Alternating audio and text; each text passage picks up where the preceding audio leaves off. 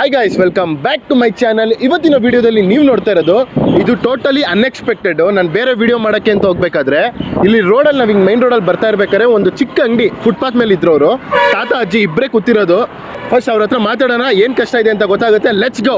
ನಾವು ದೂರದಿಂದ ಅಬ್ಸರ್ವ್ ಮಾಡಿದ್ವಿ. ಫಸ್ಟು ಇವರೇ ಇಲ್ಲಿರ್ತಾರ, ಇಲ್ಲ ಮಕ್ಕಳು ಊಟಕ್ಕೆ ಅಂತ ಹೋಗಿ ಇವ್ರನ್ನ ಬಿಟ್ಟಿದ್ದಾರ ಇಲ್ಲಿ ಅಂತ. ಸುಮಾರು ಒಂದು 40 ಮಿನಿಟ್ಸ್ ವೆಯ್ಟ್ ಮಾಡಿದ್ವಿ ಅಲ್ಲೇ. ಯಾರು ಬರ್ದಿರೋದ್ರಿಂದ ಡೈರೆಕ್ಟ್ ಆಗಿ ಮಾತಾಡ್ಸೋಣ, ಯಾಕಂದ್ರೆ ತಾತಾಗೆ ಮತ್ತೆ ಅಜ್ಜಿಗೆ ತುಂಬಾನೇ ವಯಸ್ಸಾಗಿದೆ. ಅಜ್ಜಿ ಕೂತಿದ್ದ ಜಾಗದಲ್ಲಿ ಏನೇ ಬೇಕಂದ್ರೂ ತಾತನೇ ಕೇಳ್ತಿತ್ತು. ಬಟ್ ತಾತ ಇಷ್ಟು ವಯಸ್ಸಾದ್ರೂ ಎಲ್ಲ ಕೆಲಸ ಅವರೇ ಮಾಡ್ತಿದ್ರು.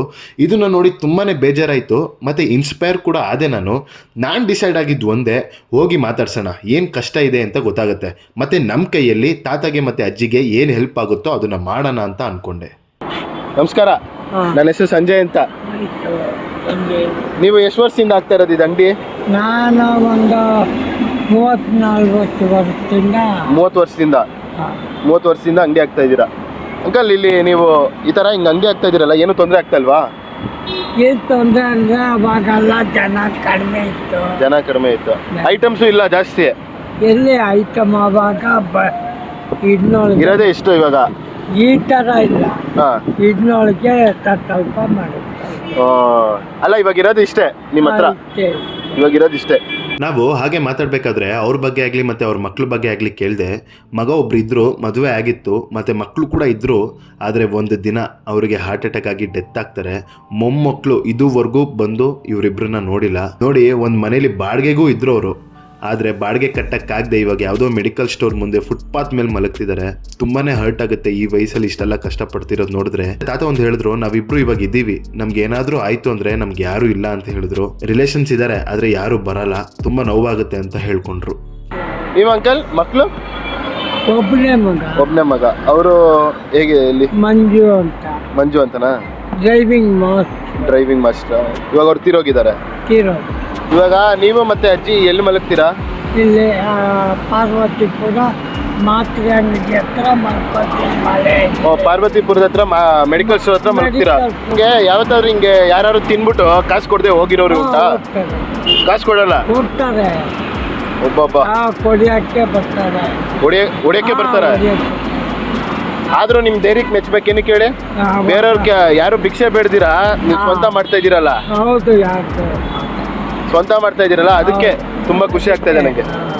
ನಾಚಿಕೆ ಆಗ್ಬೇಕು ಈ ತರ ದುಡ್ಡು ಕೊಡ್ದಿರ ತಿನ್ನೋದು, ಮತ್ತೆ ಅಷ್ಟು ವಯಸ್ಸಾಗಿರೋರ್ ಮೇಲೆ ಕೈ ಎತ್ತೋದು. ನಾನು ಹೇಳೋದೊಂದೇ, ಅವರು ಈ ವಯಸ್ಸಲ್ಲಿ ಕೂಡ ಭಿಕ್ಷೆ ಬೇಡ್ದಿರ ಕಷ್ಟಪಟ್ಟು ಚಿಕ್ಕದೊಂದು ಅಂಗಡಿ ಹಾಕೊಂಡು ಬರೋ ದುಡ್ಡಲ್ಲಿ ಜೀವನ ಮಾಡ್ತಿದ್ದಾರೆ. ಆದ್ರೆ ನೀವು ಅವ್ರ ಹತ್ರನೇ ಕಿತ್ಕೊಂಡು ತಿಂದು ಮತ್ತೆ ಹೊಡಿಯಕ್ ಹೋಗ್ತಿರಲ್ಲ. ನಿಮ್ಗೆ ನಾಚಿಕೆ, ಮಾನ, ಮರ್ಯಾದೆ ಏನಾರು ಇದ್ಯಾ? ಅವ್ರನ್ನ ಹೊಡೆಯೋಕ್ಕಾದ್ರೂ ಮನ್ಸು ಬರುತ್ತಾ? ಅಷ್ಟು ವಯಸ್ಸಾಗಿರೋರಿಗೆ ಈ ಏಜಲ್ಲಿ ಆರಾಮಾಗಿ ಮೊಮ್ಮಕ್ಳ ಜೊತೆ ಖುಷಿಯಾಗಿರ್ಬೇಕಿತ್ತು. ಆದ್ರೆ ಊಟಕ್ಕೂ ಪ್ರಾಬ್ಲಮ್ ಇದೆ ಅಂದ್ರೆ ಲೆಕ್ಕ ಹಾಕೊಳ್ಳಿ ಎಷ್ಟು ಕಷ್ಟ ಇದೆ ಇವ್ರ ಜೀವನ ಅಂತ. ಯಾರಾದ್ರೂ ಊಟ ತಂದು ಕೊಟ್ರೆ ತಿಂತಾರೆ, ಇಲ್ಲಾಂದ್ರೆ ಏನ್ ವ್ಯಾಪಾರ ಆಗಿರುತ್ತೋ ಅದ್ರಲ್ಲೇ ರೈಸ್ ಮತ್ತೆ ಸಾಂಬಾರ್ ಇಸ್ಕೊಳ್ತಾರೆ, ಇಬ್ರು ತಿಂತಾರೆ. ಇವ್ರಿಗೆ ಟಿಫನ್ ಆಗ್ಲಿ, ಲಂಚ್ ಆಗ್ಲಿ, ಇಲ್ಲ ಡಿನ್ನರ್ ಆಗ್ಲಿ ಅಂತ ಯಾವುದು ಇಲ್ಲ. ಇವ್ರಿಗೆ ಯಾವಾಗ ತಿಂತಾರೋ ಅವಾಗಲೇ ಊಟ, ಅವಾಗಲೇ ಟಿಫನ್ನು, ಅವಾಗಲೇ ಡಿನ್ನರು. ಇದೆಲ್ಲ ಕೇಳೋಕೆ ತುಂಬಾನೇ ಹಿಂಸೆ ಆಗುತ್ತೆ, ಮತ್ತೆ ನೋವು ಕೂಡ ಆಗುತ್ತೆ. ಊಟಕ್ಕಲ್ಲ ಅಂಕಲ್, ಏನ್ ಮಾಡ್ತೀರಪ್ಪ? ಏನು ಇಲ್ಲ, ಅಲ್ಲಿ ಊಟ ಇಲ್ಲಿ ಇದ್ರೆ ತಂದು ಕೊಡ್ತಾರೆ. ಒಂದು 10 ರೂಪಾಯಿ ಜಾಸ್ತಿ ಆದ್ರೆ ನಮ್ಮ ಮನೆಗೆ, ಇಲ್ಲಿ ಸ್ಕೂಲ್ಗೆ ನಾನೇ ಕಾಸು ಕೊಟ್ಟಿದ್ದೆ. ಹೋಟ್ಲಿಗೆ ಹೋಗಿ ಒಂದು 10 ರೂಪಾಯಿ ಕೊಡ್ತಾರಲ್ಲ, ಆ ಥರ. ನೀವಿಬ್ರು ತುಂಬಾ ಗುಡ್ ಕಪಲ್ಸ್. ಹೆಂಗತ್ತಾ? ಇಬ್ರು ಅನುಭವ ಏನದು ಜನ್ಮದ ಜೋಡಿ ನೀವಿಬ್ರು. ಜನ್ಮದ ಜೋಡಿನ? 86 ವಯಸ್ಸು. 86 ಅಜ್ಜಿಗೆ? ಇಲ್ಲ, ನನಗೂ 80 ಮೇಲೇನೆ. ಯಾಕೆ ಗೊತ್ತಾ? ಹಣೆ ಬರ. ತಾತ, ನಿಮ್ಮನ್ನ ನೋಡಿ ತುಂಬಾ ಖುಷಿ ಆಯ್ತು ನನಗೆ. ಸ್ವಂತವಾಗಿ ನೀವೊಬ್ಬರೇ ನಿಂತ್ಕೊಂಡು ಆಗಿದ್ದಾಗ್ಲಿ ನಾನೇ ಮಾಡ್ತೀನಿ ಅಂತ ಮಾಡ್ತಾ ಇದ್ದೀರಾ. ನಿಮ್ ನೋಡಿ ತುಂಬಾ ಖುಷಿ ಆಯ್ತು. ನೀವು ಇಲ್ಲೇ ಇರ್ತೀರಾ ತಾನೆ ಇವಾಗ? ಎಷ್ಟು ಗಂಟೆ ಕ್ಲೋಸ್ ಮಾಡೋದು ನೀವು? 6 ಗಂಟೆ ಕ್ಲೋಸ್ ಮಾಡ್ತೀರಾ? ನೀವು ಇಲ್ಲೇ ಇರಿ, ನಾನು ಬರ್ತೀನಿ ತಿರ್ಗಾ. ಓಕೆನಾ? 7 ಗಂಟೆ 7:15 8 ಗಂಟೆ ತನಕ ಇರ್ತೀರಾ? ನಾನು ಅಬ್ಸರ್ವ್ ಮಾಡಿದ್ದು, ಈ ತಾತ ಅಂಗಡಿಲಿ ಯಾವುದೇ ತರ ಚಿಕ್ಕ ಮಕ್ಳಿಗೆ ಅಟ್ರಾಕ್ಷನ್ ಆಗೋ ತರ ಚಾಕ್ಲೇಟ್ಸ್ ಆಗಲಿ ಇಲ್ಲ ಲೇಸ್ ಆಗಲಿ ಯಾವುದು ಇರಲಿಲ್ಲ. ಅಲ್ಲಿದ್ದು ಬರೀ ಕಡಲೆಕಾಯಿ ಮತ್ತೆ ಬೋಟಿ. ಪಕ್ಕದಲ್ಲೇ ಒಂದು ಸ್ಕೂಲು ಮತ್ತೆ ಪ್ಲೇ ಗ್ರೌಂಡ್ ಕೂಡ ಇತ್ತು. ಮಕ್ಕಳಂತೂ ತುಂಬಾನೇ ಇದ್ರು. ನನಗನ್ಸಿದ್ದು ಒಂದೇ, ನಾವು ದುಡ್ಡು ಕೊಡೋ ಬದಲು ಅದನ್ನೇ ಈ ಅಂಗಡಿಗೆ ಚಾಕ್ಲೇಟ್ಸ್ ಮತ್ತೆ ಲೇಸ್ನ ತುಂಬಿಸಿದ್ರೆ ಅವಾಗ ವ್ಯಾಪಾರ ಕೂಡ ಆಗುತ್ತೆ, ಮತ್ತೆ ತಾತಂಗೂ ಹೆಲ್ಪ್ ಆದಂಗೂ ಆಗುತ್ತೆ ಅಂತ ಅನಿಸ್ತು. ಅಲ್ಲ ಯಾರ್ಯಾರಿಗೆ ಯಾವ ಥರ ಕಷ್ಟ ಇದೆ ಅಂತ. ಅವ ತಾತ ಅಜ್ಜಿ ಇಬ್ರು ಮಕ್ಕಳಿಲ್ಲ, ಆದ್ರೂ ಸ್ವಂತ ಅವ್ರ ಕೈಯಲ್ಲಿ ಏನಾಗುತ್ತೋ ಅದರಿಂದ ಅಂಗಡಿ ಹಾಕೊಂಡಿದ್ದಾರೆ ಚಿಕ್ಕ ಚಿಕ್ಕದಾಗಿ. ನಾನು ಅಂದ್ಕೊಂಡಿರೋದು ಒಂದೇ, ಇವಾಗ ಮಾರ್ಕೆಟ್ಗೆ ಹೋಗಿ ಹೋಲ್ಸೇಲಲ್ಲಿ ಅಂಗಡಿ ಫುಲ್ಲು ಚಾಕ್ಲೇಟ್ಸು, ಚಿಪ್ಸು, ಲಾಲಿಪಾಪ್ಸು ಅದು ಏನೇನಿದೆಯೋ ಅದೆಲ್ಲ ತುಂಬಿಸೋಣ ಅಂತಲೇ ಅಂದ್ಕೊಂಡಿರೋದು. ಯಾಕೆಂದರೆ ಚಿಕ್ಕ ಮಕ್ಕಳು ಇಲ್ಲೇ ಸ್ಕೂಲ್ ಇದೆ, ಸ್ಕೂಲ್ಗೆ ಹೋಗ್ತಾ ಹೋಗ್ತಾ ಒಂದು ತೊಗೊಂಡ್ರೆ ಅವ್ರಿಗೊಂದಾರು ₹1 ₹2 ಲಾಭ ಆದ್ರೂ ಸಿಗುತ್ತೆ ಅಂತ ಅಂದ್ಕೊಂಡಿದ್ದೀನಿ. ಹೋಗಿ ಕಾಸು ಕೊಡೋ ಬದಲು ಹೋಗಿ ಐಟಮ್ಸ್ ಎಲ್ಲ ತೊಗೊಂಬರೋಣ. Let's go. ಓಕೆ ಗಾಯ್ಸ್, ನಾವಿವಾಗ ಮಾರ್ಕೆಟಿಗೆ ಬಂದಿದ್ದೀವಿ. ಇವಾಗ ಅಂಗಡಿ ಹುಡುಕ್ಬೇಕು, ಎಲ್ಲಿದೆ ಅಂತ ನನಗೂ ಗೊತ್ತಿಲ್ಲ. ಕೇಳ್ಕೊಂಡು ಇಲ್ಲಿ ಎಲ್ಲಿ ಚಿಪ್ಸ್ ಆಗಲಿ ಚಾಕ್ಲೇಟ್ಸ್ ಆಗಲಿ ಎಲ್ಲಿ ಮಾರ್ತಾರೆ ಹೋಲ್ಸೇಲಲ್ಲಿ ಅಂತ ಕೇಳಿಕೊಂಡು ಹೋಗ್ಬೇಕು. ಇವಾಗ ಚಾಕ್ಲೇಟ್ ಅಂಗಡಿ ಹುಡುಕಿ ಇನ್ನೂ ಸಿಕ್ಕಿಲ್ಲ. ನಮ್ಮ ಜೊತೆಗೆ ಕ್ಯಾಮ್ರಾಮ್ಯಾನ್ಗೂ ಬೇಜಾರಾಗಿ ಹೋಗಿದೆ, ಆ ರೇಂಜಿಗೆ ಆಗೋಗಿದೆ. ಇವಾಗ ಹೆಂಗೆ ಗೊತ್ತಾ, ಮಾರ್ಕೆಟಿಂದ ಚಿಕ್ಕಪೇಟೆಗೆ ಬಂದ್ವಿ, ಚಿಕ್ಕಪೇಟೆಯಿಂದ ತಿರ್ಗಾ ಮಾರ್ಕೆಟ್ಗೆ ಹೋಗ್ತಾ ಇದ್ದೀವಿ. ಅಲ್ಲಿಂದ ಇಲ್ಲಿ ಕಳಿಸ್ತಾರೆ, ಇಲ್ಲಿಂದ ಅಲ್ಲಿಗೆ ಕಳಿಸ್ತಾರೆ. ಒಟ್ಟಿನಲ್ಲಿ ನಮಗೂ ಗೊತ್ತಾಗ್ತಾಯಿಲ್ಲ. ಅಣ್ಣ ಇಲ್ಲಿ ಚಾಕ್ಲೇಟ್ಸ್ ಹೋಲ್ಸೇಲಲ್ಲಿ ಸಿಗುತ್ತಲ್ಲ ಎಲ್ಲಣ್ಣ? ಹೋಲ್ಸೇಲಲ್ಲಿ ಚಾಕ್ಲೇಟ್ಸ್ ಎಲ್ಲ ಇರ್ತಲ್ಲ. ಫಸ್ಟ್ ರೈಟ್ ಒಬ್ಬ ಇವ್ರು ಹೇಳೋದಾದ್ರು ಅಲ್ಲಿ ಸಿಕ್ಬಿಟ್ರೆ ಚಾಕ್ಲೇಟ್ಸು ಫುಲ್ ಖುಷಿ ಆಗ್ಬಿಡೋದು. ಇವರ ಕೂಲಿ ಇರ್ತಾರಲ್ಲ ಅವ್ರು ಅವಾಗಿಂದ ನೋಡ್ತಾ ಇದ್ದೀನಿ ನೋಡಿ. ಆ ಥರದ್ದು ಒಂದು ಮಾಡಬೇಕು ಒಂದ್ಸಲಿ, ಅದು ಹೆಂಗೆ ಇರುತ್ತೆ ಎಕ್ಸ್ಪೀರಿಯೆನ್ಸು ನೋಡಬೇಕು. ಪಾಪ ಎಷ್ಟು ದೊಡ್ಡ ಮೂಟೆನೆಲ್ಲ ಹಾಕ್ಕೊಂಡು ಹೋಗ್ತವ್ರೆ, ಸಖತ್ ಕಷ್ಟ ಇದೆ. ಅದೊಂದ್ಸಲಿ ಮಾಡಬೇಕು, ನೋಡೋಣ, ಟ್ರೈ ಮಾಡೋಣ. ಎಡೇ ಆಸೆ ಕೂಲಿ ಅಂತ. ನನಗೆ ಇನ್ನೊಂದೇನು ಗೊತ್ತಾ ಖುಷಿ, ಆ ತಾತ ಸ್ವಾಭಿಮಾನ. ಒಬ್ಬೊಬ್ಬರು ಕೆಲವರು ಒಂಚೂರು ವಯಸ್ಸಾಗಿದ ತಕ್ಷಣ ಅವ್ರಿಗೂ ಅದು ಇಷ್ಟ ಇರಲ್ಲ ಮಾಡೋದು, ಭಿಕ್ಷೆ ಬೇಡಕ್ಕೆ ಸ್ಟಾರ್ಟ್ ಮಾಡ್ತಾರೆ. ಆದರೆ ಆ ತಾತ ಮತ್ತು ಆ ಅಜ್ಜಿ ಇಬ್ಬರೂ ಭಿಕ್ಷೆ ಬೇಡಲ್ಲ. ನನ್ನ ಕೈಯಲ್ಲಿ ಏನು ಕಾಸಿದೆಯೋ ಅದರಲ್ಲಿ ಇನ್ವೆಸ್ಟ್ಮೆಂಟ್ ಮಾಡಿದ್ದೀನಿ, ಇದರಲ್ಲಿ ಏನು ಬರುತ್ತೋ ದುಡ್ಡು ಅದರಲ್ಲಿ ತಿಂತೀನಿ ಅಂತ ಹೇಳಿದ್ರು. ಅದಂತೂ ಇನ್ನೂ ಖುಷಿ ಆಯ್ತು ನನಗಂತೂ. ಅದಕ್ಕೆ ನಾನು ಈ ಥರ ಡಿಸೈಡ್ ಆಗಿದ್ದು, ಅಂಗಡಿಗೆ ಚಾಕ್ಲೇಟ್ಸು ಚಿಪ್ಸ್ ಎಲ್ಲ ಇಟ್ಟರೆ ಯಾರ್ಯಾರು ಹೋಗೋರು ಬರೋರು ಹಂಗೆ ಇದ್ದರೆ ತಗೊಂಡು ತಿಂತಾರೆ ಅಂತ. ಅದಕ್ಕೆ ಇದು ಐಡಿಯಾ ಬಂತು ನನಗೆ.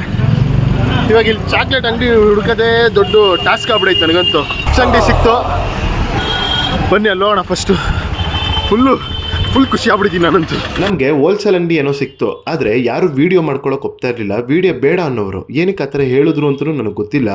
ಮಿನಿಮಮ್ ಒಂದು 5 ಅಂಗಡಿನ ಕೇಳಿದ್ವಿ, ಯಾರೂ ಒಪ್ಪಲಿಲ್ಲ. ಲಾಸ್ಟಲ್ಲಿ ಒಬ್ರನ್ನ ರಿಕ್ವೆಸ್ಟ್ ಮಾಡ್ಕೊಂಡ್ವಿ, ಒಂದು ಅಂಗಡಿಯವ್ರನ್ನ, ಅವ್ರು ಒಪ್ಕೊಂಡ್ರು ವಿಡಿಯೋ ಮಾಡ್ಕೊಳಕ್ಕೆ. ಬಿಂಗೋ ಒಂದು ಶೀಟು ಮತ್ತು ಚಾಕ್ಲೇಟ್ ಬಾಕ್ಸ್ ಯಾವುದಿದೆ ₹1 ಬಾಟ್ಲು. ಓಕೆನಾ? ಇದು ಪಿಕ್ನಿಕ್ ಒಂದು ಕೊಡಿ, 1 ಶೀಟು. ಕುರ್ಕುರೆ 1 ಶೀಟ್ ಕೊಟ್ಬಿಡಿ.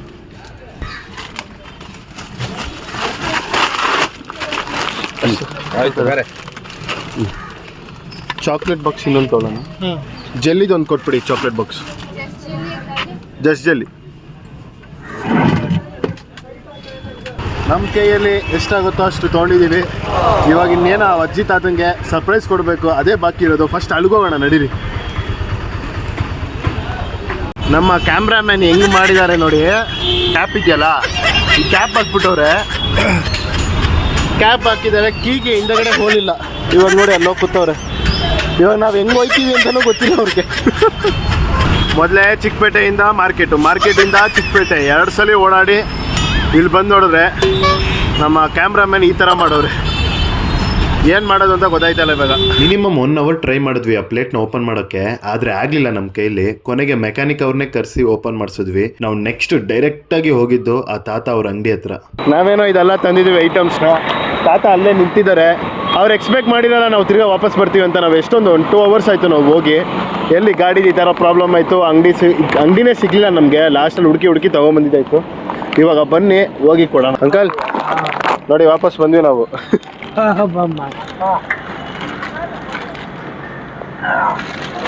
ಅದಕ್ಕೆ ನಿಮ್ಗೆ ವ್ಯಾಪಾರ ಆಗುತ್ತೆ ಅಂದ್ಬಿಟ್ಟು ತಂದೆ. ಅಜ್ಜಿ ಕೇಳ್ತಾ ಇದ್ರು ದುಡ್ಡೇನಾದರೂ ಕೊಡ್ಬೇಕಾ ಅಂತ. ಅಯ್ಯೋ ಅಜ್ಜಿ ಇಲ್ಲ, ನಿಮಗೆ ವ್ಯಾಪಾರ ಆಗಲಿ ಅಂತ ಈ ಥರ ಐಟಮ್ಸ್ನ ತಂದಿದ್ದು.